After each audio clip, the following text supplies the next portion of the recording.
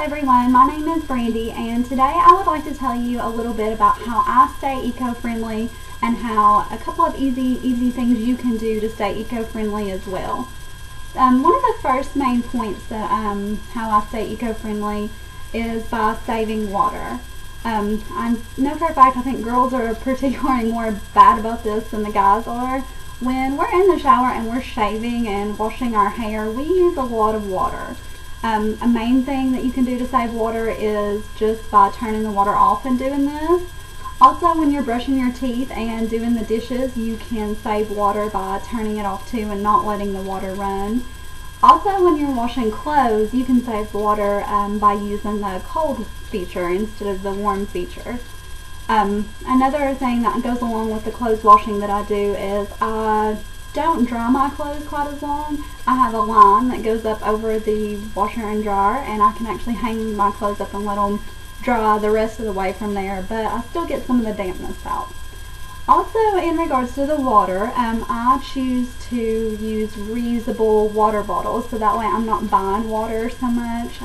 Some of these have a really cool feature on them that have the filter, so if you're ever out, they've got the filter that doesn't give you that nasty tap water taste.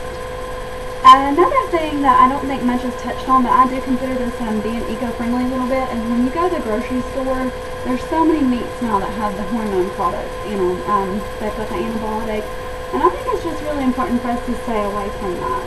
I think that lowers your overall health risk, and all these chickens that are so, chicken, even beef, that are so mass-produced. You pay a little bit more for it, but I think overall it's so much better for your family, yourself, if you've got these meat products that don't have all this stuff in it. There's also more dairy products that fall into this range too, so I think that's a great thing that when you go to the grocery stores now, they really seem to be focusing on this, and I think that's an important part of being eco-friendly, is also the animals, treating them fair too. Another thing, when you go to the grocery store, take in your own bags. These reusable bags, they come in very handy. Even if you're going for a picnic, if you have children, you can throw the stuff in the bag and just take it with you. For lunches during the day, you can throw the stuff in your bag or get a reusable lunch box. So that way you're not taking paper and plastic every day and you're not throwing it away. Something else that I do also is I recycle here at the house. A lot of people think this is such a pain. It can be a process to kind of get used to when you first start it.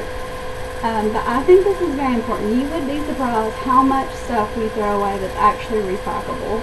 Our landfills are kind of getting a little bit out of control, so I think this is important just for the future, for our future generation children, to cut down on this. But I also think this decreases the air pollution a little bit. Here in East Tennessee, actually, in the Knoxville area, we've got a few groups that are together. One of them, I think, is East Tennessee Go Green.